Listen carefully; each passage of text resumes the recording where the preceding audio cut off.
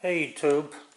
Well, I never did get to pick up that wood over by the sawmill because no sooner did I get done making that earlier video when it started pouring. So I didn't even bother starting the backhoe. But what I did do was I had some maple 1 by 6 laying over in my other garage by my greenhouse drying.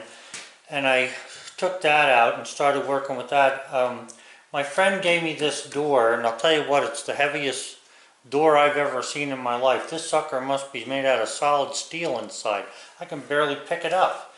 But anyway, what I did was I bought some hinges, and I even welded the hinges here to the door. That's how heavy this door is. So I welded the hinges on. I took the maple, cut it down to 5.5 inches because that's what I need for the wall thickness over there on the little shed for the wood miser. So I cut that down and made the door frame for this door. It came out pretty good. I'm happy with it.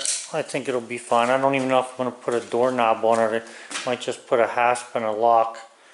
But I didn't router this. I do it by hand. I clean that out by hand and put the thing in there. I do the hinges by hand. You can see there was a 4.5 inch hinge on this sucker, and the hinges didn't come with the door, so I put these smaller hinges on. There still is good enough to hold it. There is 3 of them, but wow. I had to grind off a little bit so I could get good ground when I went to weld it. Yeah, so it's a good heavy door anyway. 36 inches wide. Come on, camera. 36 inches wide, and I decided I would do this just to get it finished up. I don't know what it looks like underneath there, if you can even see it. Yeah, put some door stop on there. Cut the door stop out of maple as well. I'm surprised. I hung a lot of doors in my time, and the 3.5 inch, or the hinges are, when you cut them by hand with a chisel, usually it's hard to cut pine because it's so soft. You usually slip with the chisel. I found out that cutting maple with a chisel is actually a easier and nicer way of working with wood.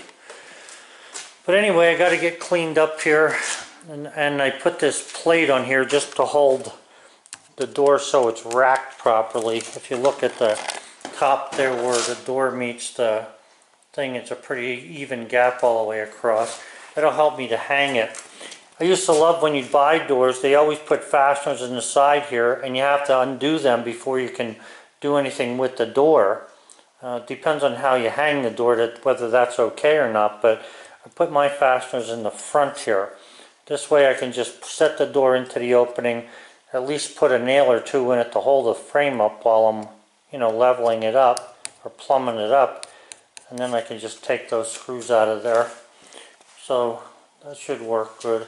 I'm not going to worry about a threshold on this door because it's out, I'm outside with the shed for the wood miser. It's obviously something can get in there. It's not going to matter because it's outside. So I got to get cleaned up here, but anyway, I thought you might like to see that. And like I say, it is made out of 1 inch maple, 1 inch thick. So it's another thing on a rainy day that I managed to do. I hate this weather. I like the weather, but I just hate, I know we need water, and I like seeing us have water before the winter time comes. It's knocked a lot of leaves down and everything. But anyway, that's what I did today. So besides that other video I put up, I'm going to throw this one up too, just to keep you informed on where I'm headed with this stuff. So that's it. 36 inch free door. Just had to make the jambs for it. And actually it was cut from a maple tree that I had sitting over there by where the sawmill was put up. I cut the maple tree down, and the first thing I did was cut pine and maple that I had, and I just stuck it in the kiln. It's been over there for a while, or not the kiln, in my greenhouse.